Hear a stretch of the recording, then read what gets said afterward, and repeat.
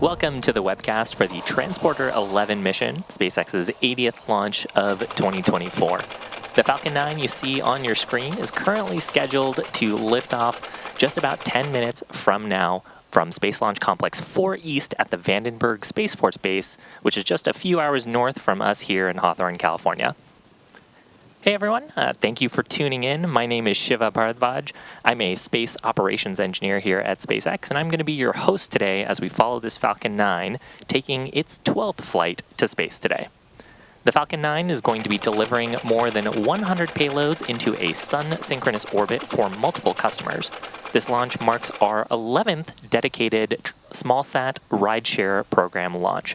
Since January 2021, our rideshare program has collectively taken nearly 1,000 satellites from more than 130 customers to various different destinations and orbits.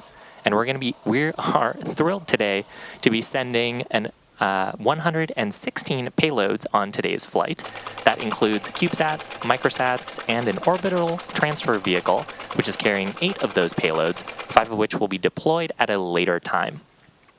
Now, all of the spacecraft, some of which can be seen on this photo, will separate from the second stage across 99 deployment events, scheduled to start around the T plus 54-minute mark and conclude at about 2.5 hours after liftoff.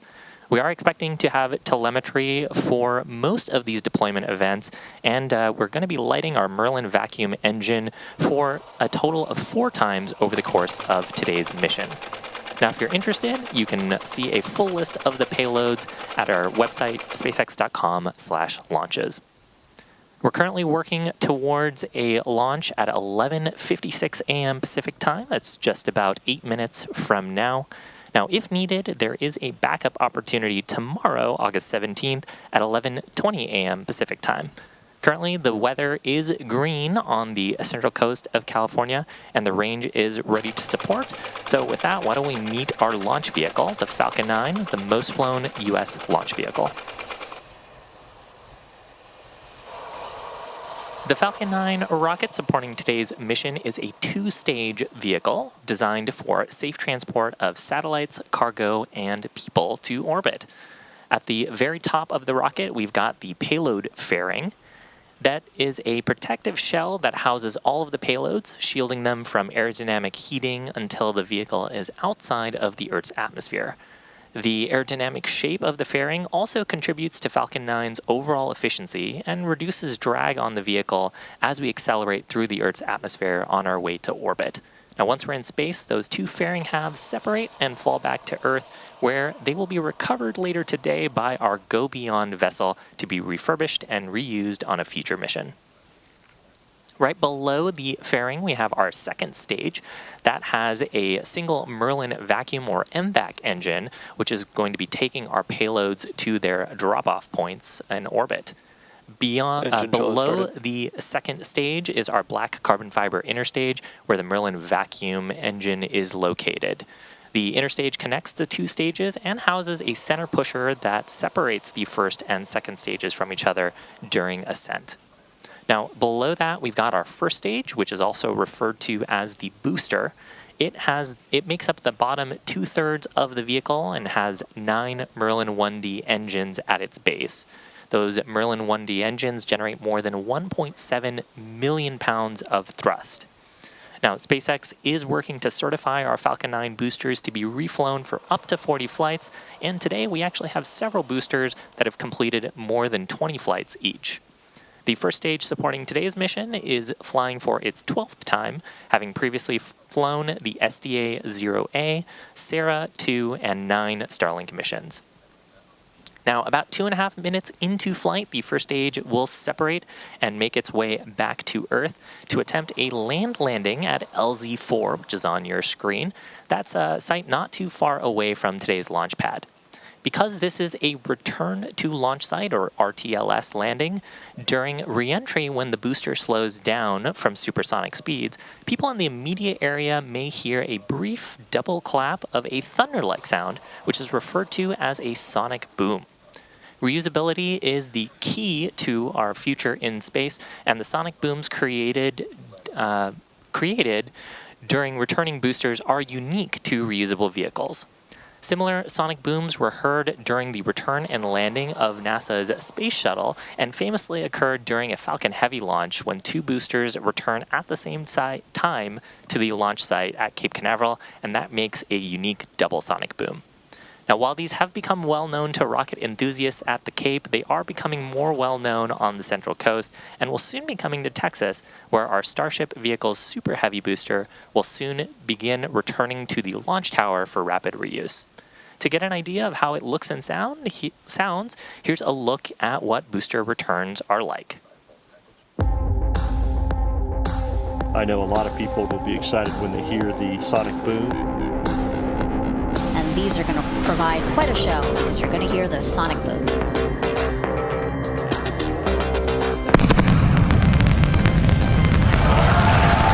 boom. Booster landing leg deployed.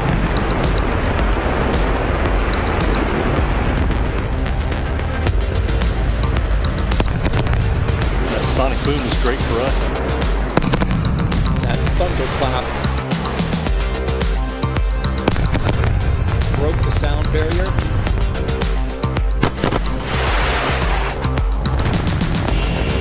Side booster separation confirmed.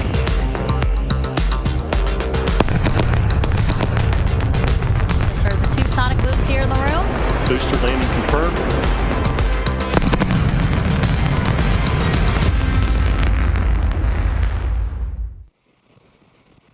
Now, to date, we have landed Falcon 9 339 times, and we're going to be listening for that sonic boom today as the first stage returns to landing zone for, hopefully, for its 340th landing of an orbital class rocket. Now, we are just about 3.5 minutes to go for today's launch. We've got some great views of the transporter erector, the truss structure to the right of the vehicle, retracting away to get into the launch position. Now, in addition to driving the cost of access to space down with reusable vehicles, SpaceX is targeting at least 3 dedicated rideshare flights to sun-synchronous orbits per year to provide Stage small 1 satellite load is complete. operators competitive pricing and increased flight opportunities and flexibility. The demand for rideshare missions continues to rise, and so we've expanded to accommodate even more small sats looking for rides to orbit. Later this year, we're going to be launching the second bandwagon mission, a separate line of rideshare missions that will deliver spacecraft into mid-inclination orbits rather than transporters' sun-synchronous orbit. These mid-inclined orbits are appealing to a growing number of customers, especially those who want to do remote sensing missions that strengthen coverage over parts of Asia and the Middle East. Now, rideshare significantly increases the access to space for small satellite operators around the world, and we're really excited to be able to offer these opportunities for our customers. If you want more about these and opportunities to orbit, visit spacex.com/launches.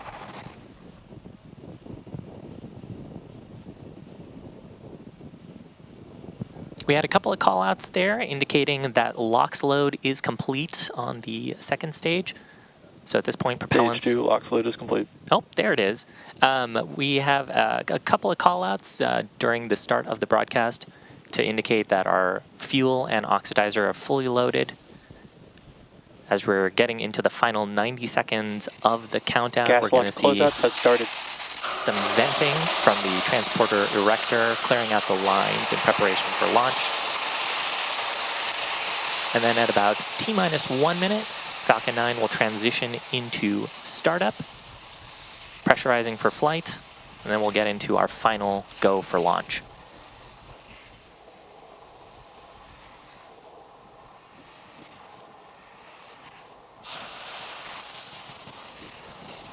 Falcon 9 is in startup.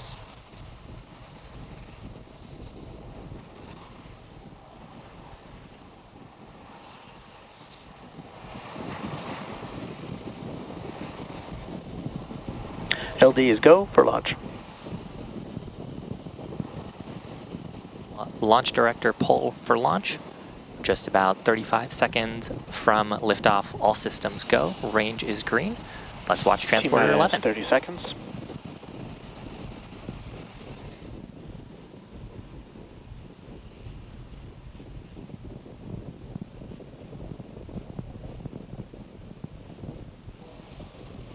T-minus 15 seconds.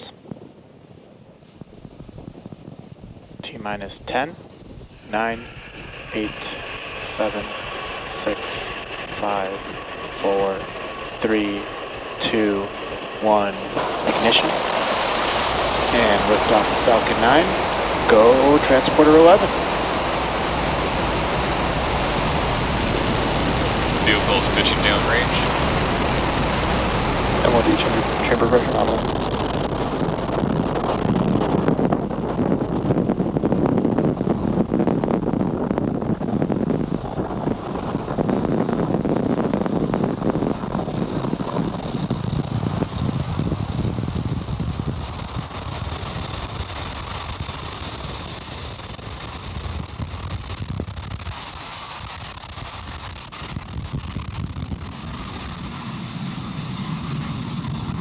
"45 seconds into flight, beautiful Power and telemetry view nominal. of the California coast at Vandenberg.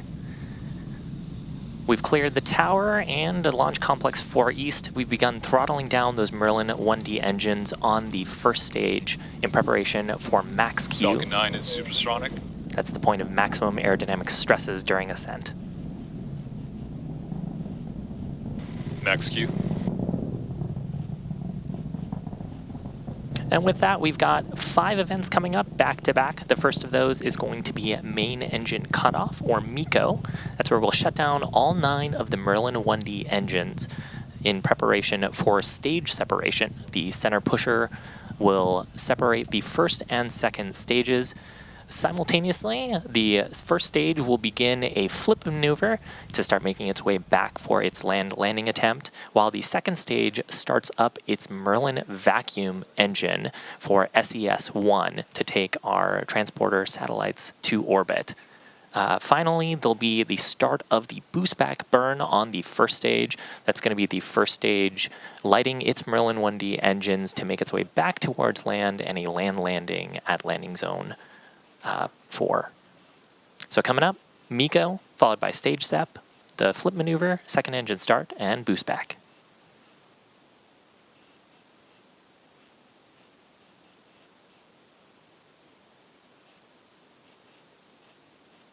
Main engine cutoff. Stage separation confirmed.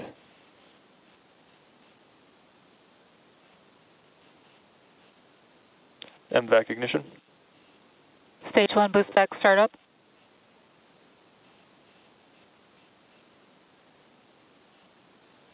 So successful confirmation, second engine start is on its way, taking the payloads to orbit. Coming up, just about 10 seconds from now, we're going to expect to see fairing separation.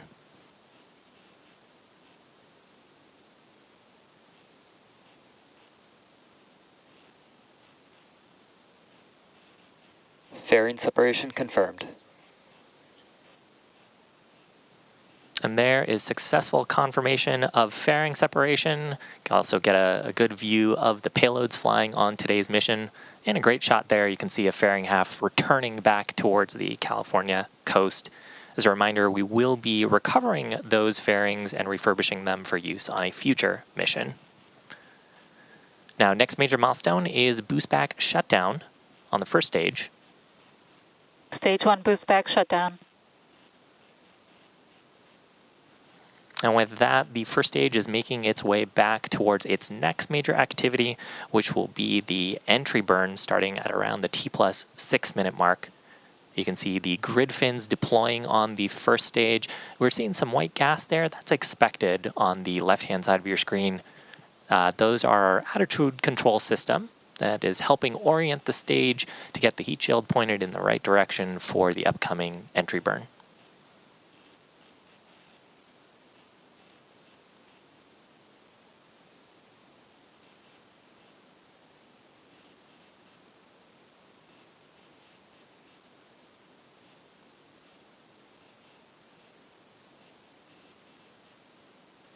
Now the Merlin vacuum on the right-hand side of your screen is in the first of 4 planned burns for today's mission. This first burn is getting the transporter satellites into their insertion orbit. This burn expected to last until just past T+8 minutes.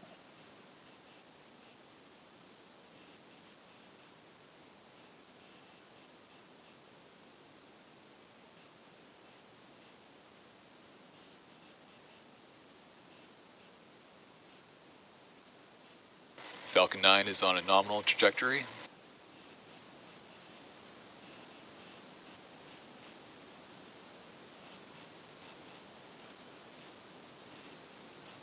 Now we're just about 50 seconds from the start of the entry burn on the first stage.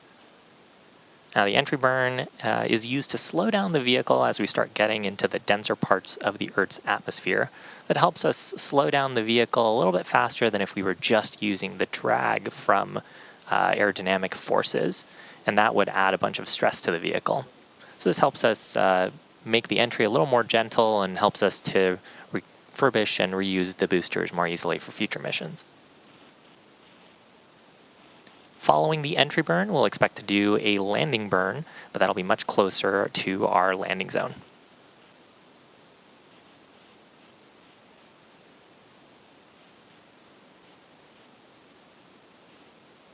Stage 1 entry burn startup.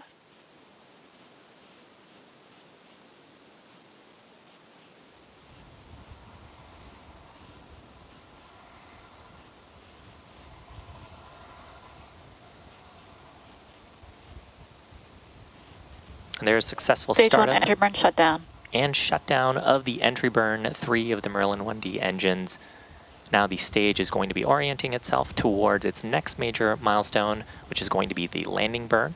We'll ignite just a single Merlin engine. Stage 1 FTS has safed. Now that landing burn will rapidly bring the stage's speed down to 0. Landing legs will deploy and we'll hopefully see a nice soft touchdown at landing zone 4. That's just a short distance away from the launch pad. That'll mark the 12th flight and recovery for this Stage 1 booster if we're transonic. successful.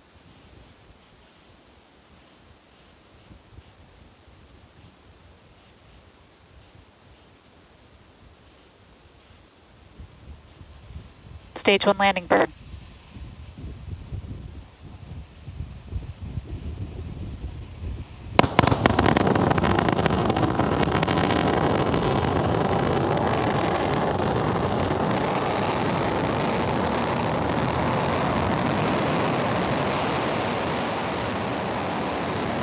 Landing leg deployed.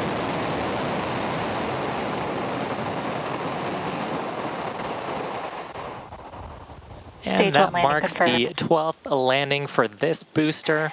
It marks SpaceX's 340th landing of an orbital class rocket. Next up, just about 20 seconds, will be the Merlin vacuum shutdown, SECO, second engine cutoff number 1. Stage 2 FTS has saved.